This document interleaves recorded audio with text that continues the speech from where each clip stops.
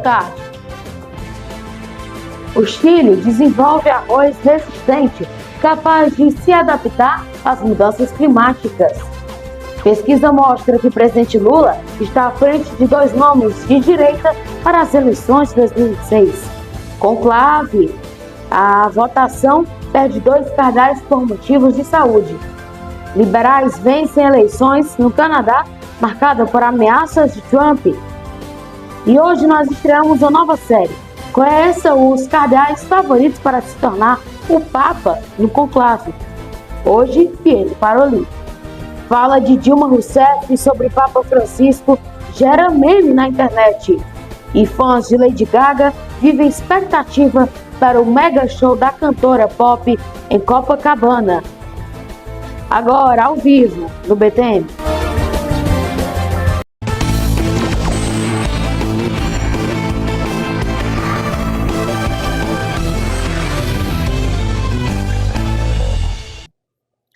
A gente já começa falando que uma pesquisa do Instituto Atlas Intel, divulgada nesta semana, mostra o presidente Luiz Inácio Lula da Silva, do Partido dos Trabalhadores, que lidera em cenários das eleições de 2006. Prováveis cenários contra nomes de direita, outros candidatos da oposição ao petista.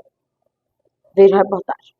Uma pesquisa do Instituto Atlas Intel, divulgada nesta segunda-feira, 28 de abril, mostra que o presidente Luiz Inácio Lula da Silva, do PT, lidera em alguns cenários das eleições de 2026. O Instituto ouviu 5.419 pessoas a partir de um recrutamento digital aleatório entre os dias 20 e 24 de abril. A margem de erro é de 1 ponto percentual para mais ou para menos, e o índice de confiabilidade é de 95%. A simulação mostra Lula contra o governador de São Paulo, Tarcísio de Freitas, do Republicanos, e a ex-primeira-dama Michele Bolsonaro, do PL, como adversários. Em um cenário de primeiro turno com Tarcísio, Lula tem 42,8% das intenções de voto e o governador de São Paulo, 34,3%. Na sequência, aparece o governador de Goiás, Ronaldo Caiado, do União Brasil, com 4,3%. O ex-ministro da Integração Nacional e ex-candidato à presidência Ciro Gomes, do PDT, e o governador do Paraná, Ratinho Júnior, do PSD, têm 2,7% cada. Inelegível pela segunda vez após a decisão da Justiça Eleitoral de São Paulo no domingo, 27 de abril, o ex-coach Pablo Marçal, do PRTB, registra 2% na sondagem. O governador do Rio Grande do Sul, Eduardo Leite, do PSDB, e o governador de Minas Gerais, Romeu Zema, do Novo, tem 1,6% cada.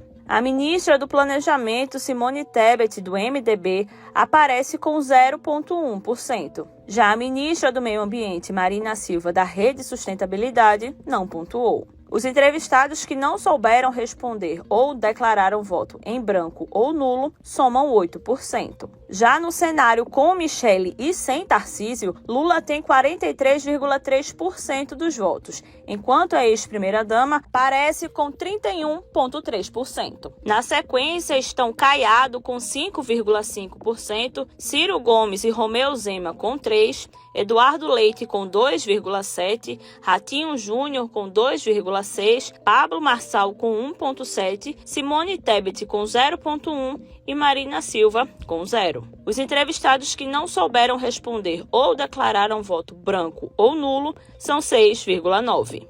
Em um eventual segundo turno contra Tarcísio, Lula e o governador paulista possuem os mesmos 46,7%. Outros 6,6% não sabem em quem votariam ou declararam voto em branco ou nulo. No levantamento anterior da Atlas Intel, divulgada no dia 1º de abril, o governador tinha 47%, enquanto o presidente da República, 46%. Contra Michele Bolsonaro, Lula tem 46,6% e a ex-primeira-dama 46,1%. Como a margem de erro é de 1 ponto percentual, os dois estão empatados. Os que não sabem em quem votariam ou declararam voto em branco ou nulo somam 7,3%. A pesquisa Atlas Intel também apresentou um cenário com os candidatos que disputaram o primeiro turno da eleição presidencial em 2022. Derrotado por Lula, o ex-presidente Jair Bolsonaro, do PL, tem 45,1% dos votos, enquanto o petista registra 44,2% na sondagem. Os dois estão empatados tecnicamente na margem de erro.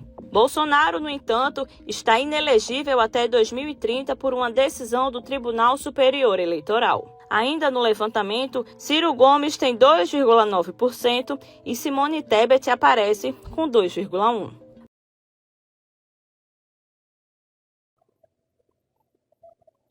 O Partido Liberal venceu as eleições legislativas lá no Canadá. Isso após uma campanha marcada pelas ameaças do presidente dos Estados Unidos, Donald Trump.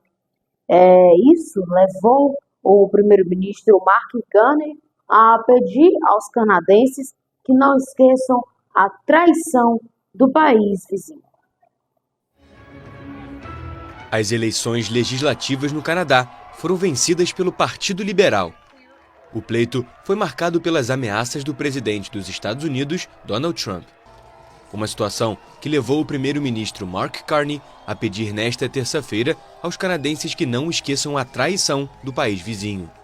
O canal público CBC e a CTV News projetaram que os liberais formarão o próximo governo canadense e o líder conservador, Pierre Poilievre, reconheceu a derrota. Thank you very much, Canada. A guerra comercial de Trump e suas ameaças de anexar o Canadá, que ele repetiu no dia das eleições, provocaram indignação entre os canadenses e tornaram a questão de lidar com os Estados Unidos na prioridade do país.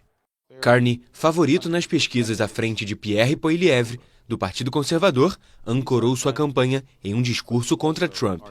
Em declaração após a vitória, Carney classificou de traição as ações de Trump. O republicano entrou na campanha do país vizinho com citações sobre a soberania do Canadá e chegou a dizer: zero tarifas ou impostos se o Canadá se tornar o 51º estado dos Estados Unidos. No momento, a formação do parlamento de 343 deputados, no qual a maioria absoluta é de 172 cadeiras, ainda não está definida. Os liberais conquistaram a maioria absoluta em 2015, mas governaram em minoria a partir de 2019.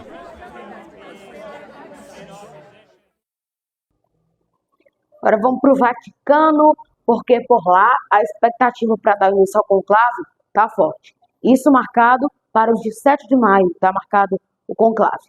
No dia de ontem, o Vaticano confirmou que 2 cardeais não participarão por problemas pessoais, por problemas de saúde, enquanto o italiano Angelo Becciu, condenado em 2003 pelo Tribunal Penal do Vaticano, anunciou que desistiu de participar da eleição do próximo Papa. O Vaticano informou nesta terça-feira 2 ausências no conclave, que vai eleger o sucessor do Papa Francisco a partir da próxima semana.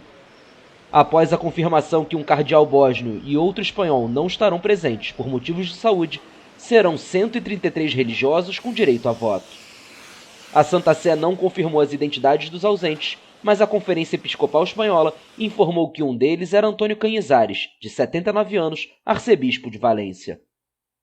Também nesta terça, o cardeal italiano Angelo Becciu, que já foi uma das figuras mais poderosas do Vaticano, comunicou que vai obedecer à decisão da Igreja de vetá-lo do conclave. Ex-assessor de Francisco, ele chegou a ser considerado um dos nomes favoritos para assumir a liderança da Igreja Católica, mas foi condenado por desvio após uma operação imobiliária em Londres. O italiano se diz inocente e insistia que deveria fazer parte da escolha do próximo Santo Padre, mas 2 documentos assinados por Francisco confirmam que ele não poderia participar. Os cardeais têm se reunido diariamente a portas fechadas na Sala Paulo VI do Vaticano, como fizeram nesta terça, desde a morte do primeiro pontífice latino-americano, em 21 de abril, aos 88 anos. Aqueles com menos de 80 anos têm direito a votar na eleição do novo Papa, que começa em 7 de maio na Capela Sistina. Inicialmente eram 135 de 252. O novo líder da Igreja Católica é eleito com pelo menos 2/3 dos votos. Durante o processo, os votantes não terão acesso a seus celulares, à internet ou à imprensa, até que a fumaça branca anuncie o Habemus Papam.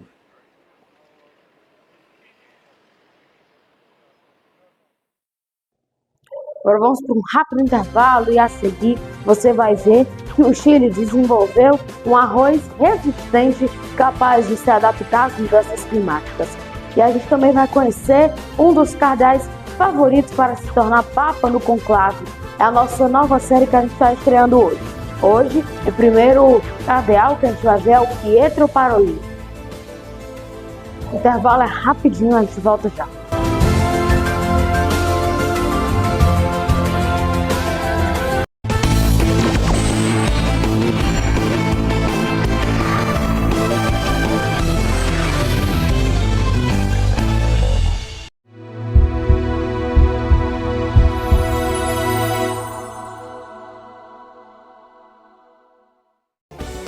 Jornal Mundial, compromisso com a informação aqui, toda sexta e sábado, às 21 horas da noite.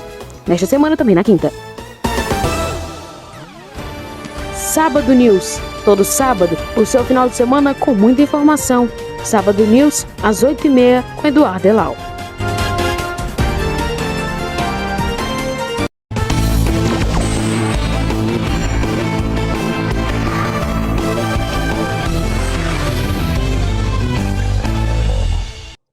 Estamos de volta, seja bem-vindo você que chega agora aqui no nosso jornal, no nosso BTM desta quarta-feira. E hoje a gente vai dar início a uma série de reportagens aqui na TV Mundial, nos nossos telejornais, conhecendo os cardeais com mais chance, com mais possibilidades do papado.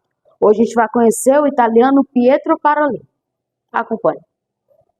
O Vaticano informou que o conclave terá início na próxima quarta-feira, dia 7 de maio, como a congregação que elege o Papa, que vai governar a Igreja Católica pelos próximos anos, pode durar dias ou até semanas, ainda não se sabe quando ela deve terminar.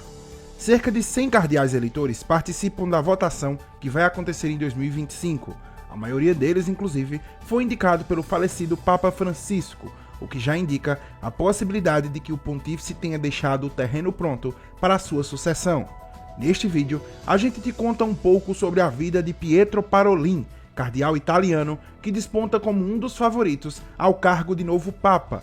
Então, se quiser se manter sempre bem atualizado, já sabe, se inscreve em nosso canal e ativa o sininho para receber as notificações de conteúdo novo.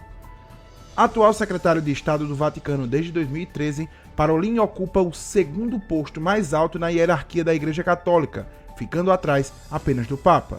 Sua trajetória dentro da Igreja é firme e mostra que ele tem ganhado cada vez mais força dentro da Santa Sé. Parolin entrou no seminário aos 14 anos em Vicenza, na Itália, e foi ordenado sacerdote em 1980. Mas foi só na segunda metade da década de 80 que ele começou a sua atuação mais conhecida, no serviço diplomático da Santa Sé, onde a partir de 1986 serviu em países como Nigéria, México e Venezuela, além de intermediar as relações do Vaticano com a China, o Vietnã e também em alguns países do Oriente Médio. Parolin tem um perfil mais hábil e negociador, sendo visto como um possível sucessor do Papa Francisco por compartilhar de muitas das suas visões reformistas. Parolin, inclusive, foi o primeiro cardeal ordenado pelo falecido Papa em 2014 e integra o Conselho de Cardeais, grupo que assessora o Papa nas reformas da Cúria Romana, algo que ele defende vigorosamente, junto com também um maior diálogo entre governos e administrações, algo que o deixa ainda mais próximo do perfil do Papa Francisco.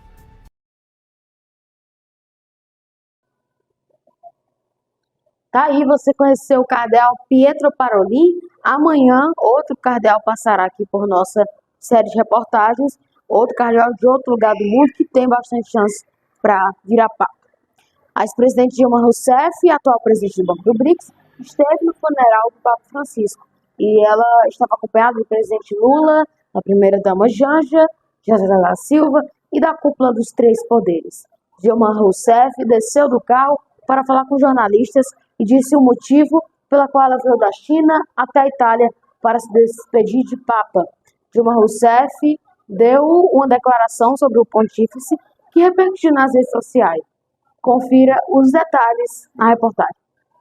A ex-presidente da República e atual presidente do Banco do BRICS, Dilma Rousseff, esteve no funeral do Papa Francisco, acompanhada do presidente Lula, da primeira-dama Janja da Silva e da cúpula dos três poderes.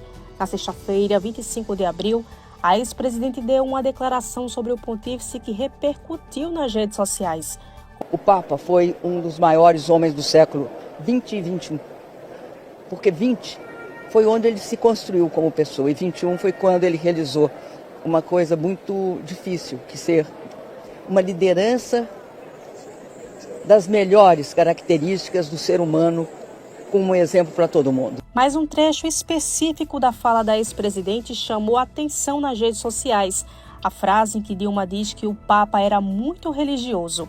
Aquela imensa capacidade do Papa de acolher crianças, jovens, adultos, pessoas de todas as religiões. Ele foi um Papa religioso, ou seja, um Papa que ligava uns com os outros. A declaração de Dilma sobre Francisco ser um Papa muito religioso repercutiu nas redes sociais. Internautas a criticaram, supondo ser um termo óbvio para a função do pontífice. Esta usuária da rede social X escreveu, abre aspas, expressão era um Papa religioso, pleonasmo ou redundância, repetem a mesma coisa, fecha aspas. Já esta outra usuária debochou, abre aspas, não podiam faltar as pérolas de Dilma, fecha aspas. No entanto, outros internautas saíram em defesa da ex-presidente. Na rede social X, a deputada estadual do PT no Rio Grande do Sul, Estela Farias, escreveu, abre aspas, um homem que foi de fato religioso no sentido mais profundo da palavra, religioso não só nas orações, mas na prática diária do amor ao próximo, da defesa dos pobres e pelo fim das guerras. Francisco nos ensinou que fé não é discurso, é gesto. Fecha aspas, citou a parlamentar. Este outro usuário escreveu, abre aspas, estão querendo zombar da fala da Dilma de que Francisco era um papa religioso, mas por pura ignorância. Uma das etimologias da palavra religião é do latim religare, que significa unir de novo, e o Papa unir as pessoas, é o que ela quis dizer, fecha aspas. No Rio de Janeiro e em todo o Brasil, fãs da estrela pop norte-americana Lady Gaga aguardam ansiosamente o mega show da cantora gratuito na Praia de Copacabana, no dia 3 de maio, lá no Rio. Contagem regressiva para Lady Gaga em Copacabana. A estrela da música mundial vai se apresentar na praia mais famosa do Brasil neste sábado, um ano depois de Madonna revolucionar a cidade com sua apresentação. Será um momento especial para os brasileiros, depois que Gaga cancelou de última hora sua apresentação no Rock in Rio em 2017, devido a fortes dores causadas pela fibromialgia, uma condição contra a qual ela luta há anos. A única vez que a artista se apresentou no país foi em 2012, como parte da turnê Born This Way Ball, quando reuniu 50 mil espectadores no Parque dos Atletas, na zona oeste do Rio. Fãs da norte-americana, carinhosamente apelidados de Little Monsters, já aguardam em frente ao Copacabana Palace a intérprete de sucessos como Poker Face e Bad Romance. E no dia do show, com certeza, gente, 9 horas da manhã, 8 horas da manhã, eu já tô colada nessa grade aqui, tá racada, porque não consegui meu VIP, entendeu? E se eu não morrer até 9h30 da noite, a gente vai conseguir assistir esse show completo. Eu acredito que ela vai dar bastante atenção para os fãs, porque ela sempre faz isso. Acho que ela vai acabar descendo para falar com alguns fãs, ou pelo menos fazer uma média, assim. Tô bem ansiosa, apesar de ter que ir trabalhar, né, e não conseguir vir aqui o tempo todo, ficar aqui o tempo todo, mas no dia do show vou chegar bem cedo, vou chegar tipo umas 4 horas da manhã. Esperamos que ela chegue, fale com todos nós aqui, dê um abraço e, pelo amor de Deus, se ela quiser dar aquele óculos que nós todos aqui estamos querendo, porque é top, é tudo de bom e vai ser espetacular. De acordo com a Prefeitura do Rio de Janeiro, a expectativa é que cerca de 1,6 milhão de pessoas acompanhem o Gaga Cabana 2025, que começará às 17h30 com DJs. O show principal de Lady Gaga está previsto para as 21h15 e deve durar cerca de 2 horas e meia. Após a apresentação, a partir de 00h15, outro DJ assume o comando para manter o público animado. Um estudo elaborado pela Secretaria Municipal de Desenvolvimento Econômico e Rio Tour prevê um impacto econômico de aproximadamente 600 milhões de reais para a cidade.